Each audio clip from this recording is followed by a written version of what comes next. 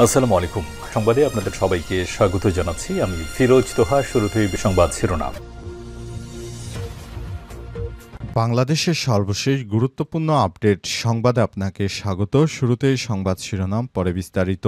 প্রথমে জানাবো আমাদের হাতে থাকা সর্বশেষ গুরুত্বপূর্ণ সবথেকে তাজা আপডেট সংবাদ। দেবিদ্বারে আমার দেশ প্রতিনিধি সহ ৮ সাংবাদিকের উপর হামলা। কুমিল্লার দেবিদ্বারে সংবাদ সংগ্রহে যাওয়া আমার দেশ প্রতিনিধি সহ ৮ সাংবাদিকের উপর সন্ত্রাসী হামলার ঘটনা ঘটেছে। এই ঘটনায় দেবিদ্বার থানায় মামলা দায়ের করা হয়েছে। হামলায় ৮ সাংবাদিক সহ মোট ১২ জন আহত হয়েছে। আজ দেবিদ্বার উপজেলার এলাহাবাদ উটখারা মাজার এলাকায় এই ঘটনা ঘটে।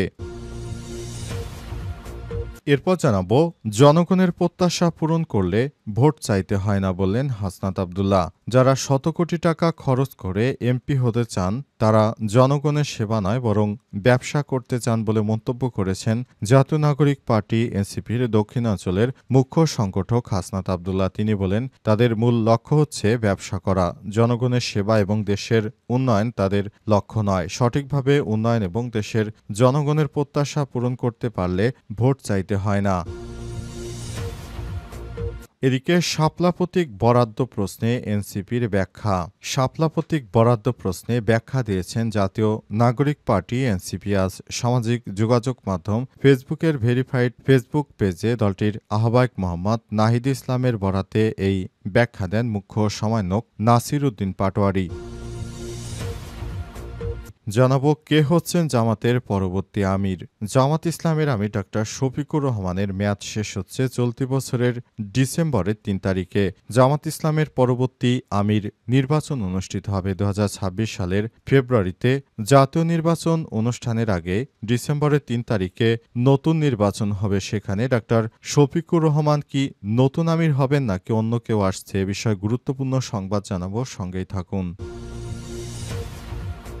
এবং সর্বশেষ জানাবো চীনে পাচার হয়েছে বাংলাদেশ থেকে কয়েকশো তরুণী। চাঞ্চল্যকর তথ্য দিলেন হেলেনা। চীনের বন্দিদশা থেকে বাঁচার আকুতি জানিয়ে এক তরুণী নারী পাচারকারী চক্রের মাধ্যমে চীনে যাওয়ার পর সেখানকার বন্দিদশা থেকে মোবাইল ফোনে যুগান্তরের কাছে বাঁচার আকুতি জানিয়েছে নীলা ছদ্মনাম। এছাড়াও নির্যাতনের হাত থেকে রেহাই পেয়ে সম্প্রতি কৌশলে দেশে ফিরে এসেছেন হেলেনা ছদ্মনাম। তিনি চাঞ্চল্যকর তথ্য দিয়েছেন। তিনি বলেন, আমাদেরকে বিভিন্নভাবে প্রলোভন দেখিয়ে চীনে নেওয়া হচ্ছে এবং সেখানে আমাদেরকে দেহ ব্যবসার জন্য জোর করে সেই দেশে বিভিন্ন সময় বন্দী রাখা হচ্ছে এবং সেখান থেকে আমরা সর্বশেষ অনেকেই পালিয়ে আসতে পেরেছি, তবে অধিকাংশ এখনও সে দেশে বন্দী অবস্থায় রয়েছে। প্রিয় দর্শক, এতক্ষণ শুনছিলেন সংবাদ শিরোনাম, এবারে বিস্তারিত। তবে তার আগে বন্ধুরা অনুরোধ থাকবে এই সংবাদটিতে একটি লাইক দিন। এই চ্যানেলে আপনি নতুন হয়ে থাকলে আমাদের সংবাদটি দেখতে দেখতে চ্যানেলটি সাবস্ক্রাইব করে রাখুন। কমেন্ট করে বন্ধুরা আপনার মূল্যবান মতামত জানিয়ে দিন আপনি বিশ্বের কোন দেশ থেকে বা বাংলাদেশের কোন স্থান থেকে আমাদের সংবাদটি দেখছেন এবং শুনছেন। আর বন্ধুরা, সংবাদটা আপনার সোশ্যাল মিডিয়া ফেসবুকে শেয়ার করে বন্ধুদেরও দেখার সুযোগ করে দিন। এবারে বিস্তারিত।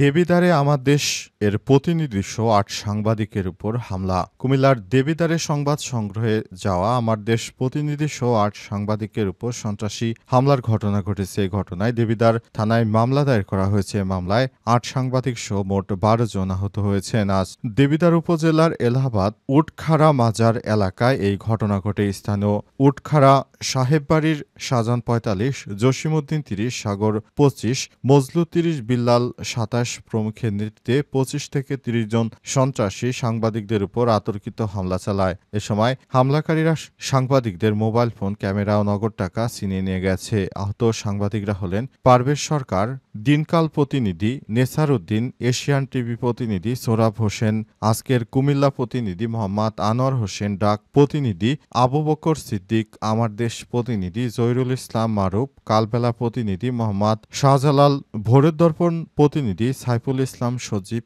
এটিএন, MCL নিউজ প্রতিনিধি, এছাড়াও সাংবাদিক সোহরাব হোসেনের পিতা মোহাম্মদ জাকির হোসেন, মা নার্গিস বেগম ও ছোট বোন রুমিয়া আক্তারও হামলার শিকার হয়েছেন। তাদের গুরুতর আহত অবস্থায় দেবিদ্বার উপজেলা স্বাস্থ্য কমপ্লেক্সে ভর্তি করা হয়েছে। রুমি আক্তারের হাত ভেঙে যায় এবং সোহরাব হোসেনের স্ত্রী বৃষ্টি আক্তারকেও মারাত্মকভাবে আহত করা হয়। আমার দেশ প্রতিনিধি আবু বকর সিদ্দিক জানান, সাংবাদিক সোহরাব হোসেনের পরিবারের বাড়ির রাস্তা প্রায় 1 মাস ধরে বন্ধ করে রাখা হয়েছিল। আমরা সেখানে সংবাদ সংগ্রহ করতে গেলে আমাদের উপর আতর্কিত হামলা চালায় এই সন্ত্রাসীরা। এরপর আমরা কোনোমতে জীবন নিয়ে সেখান থেকে পালিয়ে এসেছি। ঘটনার পর পুলিশ এসেছে এবং সেই সন্ত্রাসীদেরকে পুলিশ খুঁজছে। তাদেরকে আটক করার জন্য পুলিশের পক্ষ থেকে অভিযান পরিচালনা করা হচ্ছে। বর্তমানে সেসব সন্ত্রাসীরা নিজেদের বাড়িঘর রেখে তারা এলাকা ছেড়ে পালিয়ে গেছে। তাদেরকে ধরার জন্য আমরাও পুলিশের সঙ্গে কাজ করছি। জনগণের প্রত্যাশা পূরণ করতে চাইলে ভোট চাইতে হয় না বলেন হাসনাত আব্দুল্লাহ। যারা শত কোটি টাকা খরচ করে এমপি হতে চান তারা জনগণের সেবা নয়, ব্যবসা করতে চান বলে মন্তব্য করেছেন জাতীয় নাগরিক পার্টি এনসিপির দক্ষিণাঞ্চলের মুখ্য সংগঠক হাসনাত আব্দুল্লাহ। তিনি বলেছেন, তাদের মূল লক্ষ্য হচ্ছে ব্যবসা করা, জনগণের সেবা বা দেশের উন্নয়ন তাদের লক্ষ্য নয়। সঠিকভাবে উন্নয়ন এবং জনগণের প্রত্যাশা পূরণ করতে পারলে ভোট চাইতে হয় না। আজ কুমিল্লার দেবিদ্বার উপজেলার বিভিন্ন ইউনিয়ন, পাড়া মহল্লা, হাট বাজারে গণসংযোগে এসব কথা বলেছেন হাসনাত আব্দুল্লাহ। সময় হাসনাত আব্দুল্লাহ বলেন, আমাদের ব্যবসা করার দরকার নেই, আমাদের দরকার হচ্ছে এলাকার উন্নয়ন। এলাকার উন্নয়নের জন্য যা করা দরকার আমরা তাই করব। এ সময় হাসনাত আব্দুল্লাহ এলাকার মানুষের সঙ্গে কুশল বিনিময় করেন। তিনি বলেন, আমি আপনাদেরই সন্তান, আপনাদের দেবিদ্বারের সন্তান। আমরা ফ্যাসিবাদকে হটিয়েছি। আশা করছি নতুন বাংলাদেশ গড়ার জন্য আপনারা আমার দলকে ভোট দিয়ে জয়যুক্ত করবেন। আমি মনে করি আমাদেরকে নানাভাবে হয়রানি করা হচ্ছে। আপনারা যদি আমাদের পাশে থাকেন, আশা করছি আমরা নতুন বাংলাদেশ গড়তে পারব। সেজন্য আমরা কাজ করছি। অন্তর্বর্তীকালীন সরকারের প্রধান উপদেষ্টা প্রফেসর ডক্টর মোহাম্মদ ইউনূসের সরকার আমাদের যে সুযোগ এনে দিয়েছে সেটিকে আমরা ব্যবহার করে দেশটাকে আরও ভবিষ্যতের দিকে এগিয়ে নিয়ে যেতে চাই বলে মন্তব্য করেছেন তিনি। তাই শাপলা প্রতীক বরাদ্দ নিয়ে এনসিপির ব্যাখ্যা। শাপলা প্রতীক বরাদ্দ প্রশ্নে ব্যাখ্যা দিয়েছে জাতীয় নাগরিক পার্টি এনসিপি। তারা জানিয়েছে, আমরা কি কারণে শাপলা চাই সে বিষয়ে আমরা নির্বাচন কমিশনের কাছে ব্যাখ্যা দিয়েছি। তবে নির্বাচন কমিশনের পক্ষ থেকে এখনও তাদের শাপলা প্রতীক দেওয়ার জন্য এখনও তারা রাজি হয়নি। শাপলা প্রতীক বরাদ্দ প্রশ্নে ব্যাখ্যা দিয়েছে জাতীয় নাগরিক পার্টি। আজ ভেরিফাইড ফেসবুক পেজে দলটির আহ্বায়ক নাহিদ ইসলামের বরাতে ব্যাখ্যা দেন মুখ্য সমন্বয়ক নাসির উদ্দিন পাটোয়ারি। ব্যাখ্যায় তিনি লিখেছেন, জাতীয় নাগরিক পার্টি এনসিপি বিগত ২৮শে ফেব্রুয়ারি রাজনৈতিক দল হিসেবে আত্মপ্রকাশ করার পর থেকে নির্বাচন কমিশনের সঙ্গে তাদের প্রতিনিধি দল নিয়মিত মতবিনিময় বৈঠক যোগাযোগ রক্ষা করে আসছে। এনসিপির প্রতিনিধি দল এপ্রিল মাস থেকে নির্বাচন কমিশনের সঙ্গে নির্বাচন সংক্রান্ত আইন, রাজনৈতিক দল নিবন্ধন প্রক্রিয়া, নিবন্ধনের সময়সীমা, প্রবাসীদের ভোটাধিকার সহ নির্বাচন কেন্দ্রিক নানা বিষয় নিয়ে নিয়মিত আলোচনায় অংশ নিচ্ছে।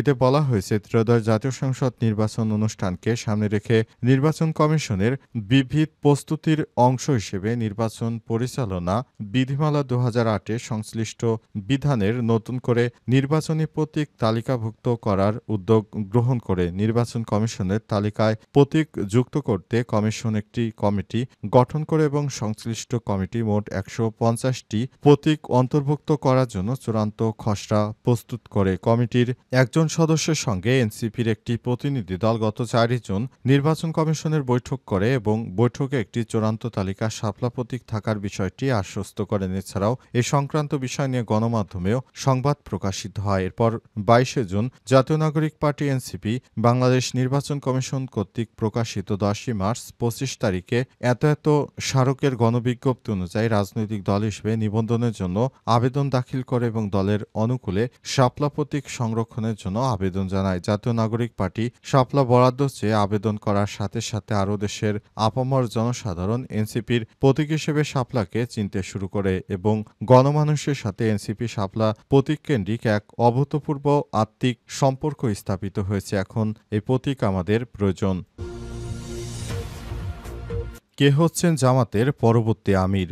জামাত ইসলামের আমির ডাক্তার শফিকুর রহমানের মেয়াদ শেষ হচ্ছে চলতি বছরের ডিসেম্বর মাসে। 2026 সালের ফেব্রুয়ারিতে অনুষ্ঠিত জাতীয় নির্বাচনের আগে সংগঠনটিকে নতুন আমির নির্বাচন করতে হচ্ছে। এমন অবস্থায় জনমনে কৌতূহল জেগেছে কে হবে দলটির পরবর্তী আমির বা নতুন আমির। ডাক্তার শফিকুর রহমান দ্বিতীয় মেয়াদে থাকছেন নাকি আসছেন নতুন মুখ? শফিকুর রহমান দলটির নেতৃত্বে আসার পর থেকে তার দূরদর্শিতায় দলের অবস্থা ভালো হয়েছে। তার সংস্কারমুখী ও যুগ উপযোগী চিন্তা ভাবনা ও কথার কাজের কারণে ছোট বড় সব শ্রেণীর মানুষের কাছেই তিনি জনপ্রিয়তার শীর্ষে রয়েছেন এবং তাদের কাছে দলের জনপ্রিয়তাও বেড়েছে। এবার বৃহৎ স্বার্থে দলটির রুকন সদস্য তাকেই ভোট দিয়ে নির্বাচিত করতে পারে বলে ইঙ্গিত পাওয়া যাচ্ছে।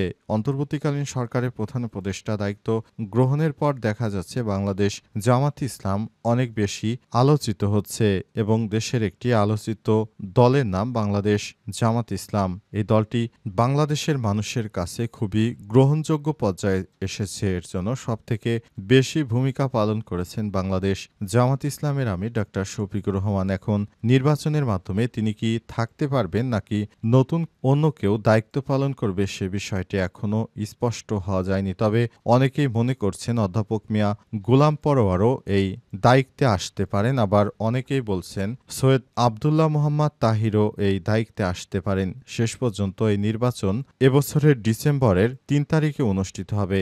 এই নির্বাচনেই জানা যাবে আসলে জামাতের পরবর্তী আমির কে হচ্ছেন।